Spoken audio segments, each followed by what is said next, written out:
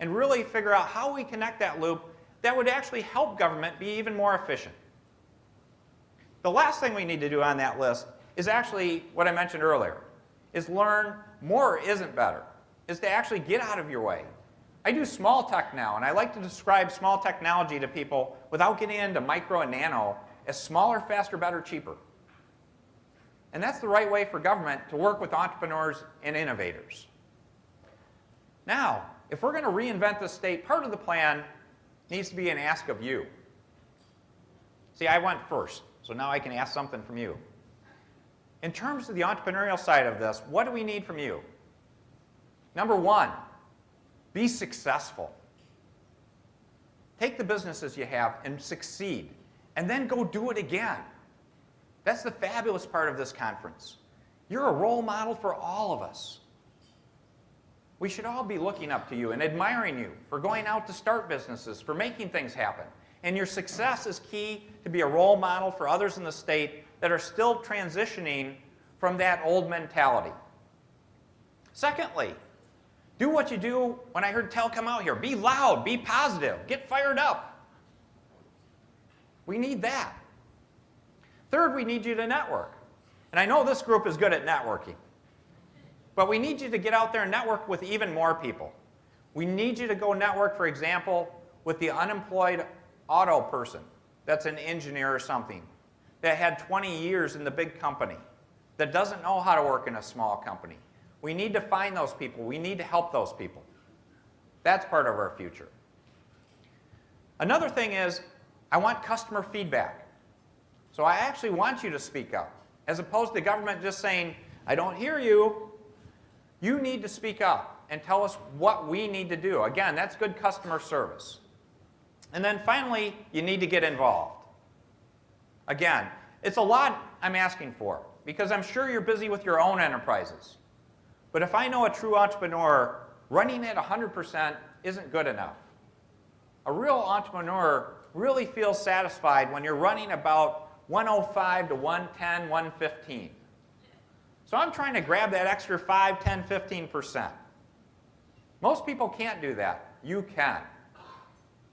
Now, I'm going to talk about action, and that deals with that last point. And that's part of the cultural change here that we need to make happen. Because it's interesting. When you have a disaster, when you face a crisis, how does human nature operate?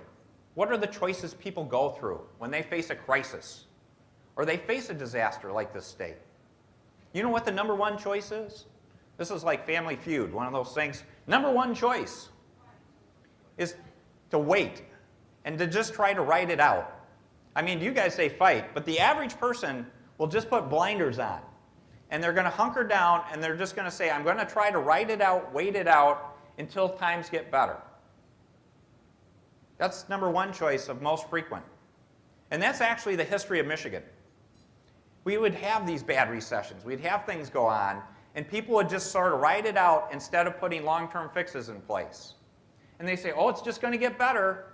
We don't need to do anything. It's going to be good again. That ain't going to happen this time, folks. Now, what are the other choices? I'll give you two more that didn't happen as often, but are happening more frequently now than ever. Second choice, leave. Again, I mentioned every 12 minutes, family packs up and moves out. That's an awful answer. I have an even worse one for answer number 3. Again, these aren't the most frequent. Number 1 was. The third one's the scariest. Give up. Now, you probably can't imagine that. But literally, I've run across people when I'm out touring the state, trying to talk to people talking about reinventing Michigan. And they literally come up and tell me they've given up hope.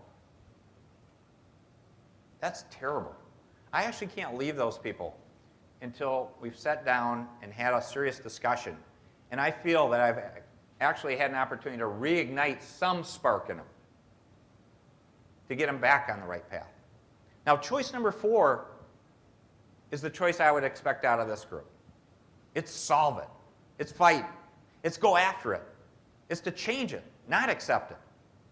And why did I come back? As you mentioned, I said number 1 was wait it out. Well, that is the human nature answer, because if you think about it, it's a lot easier to do nothing than to do something.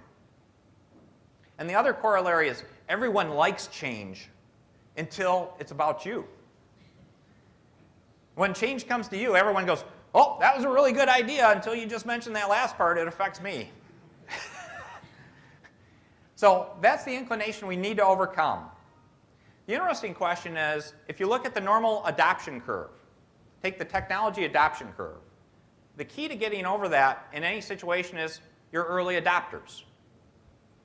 And the question is, who would be the early adopters to be the solve-it people that are going to lead the way to take the people that say, wait and see, or write it out, and get them to adopt? I'm looking at that group. The early adopters of the solve-it crowd is this group. The entrepreneurs of the state, the innovators of the state. We're going to be dependent on you to help lead the charge.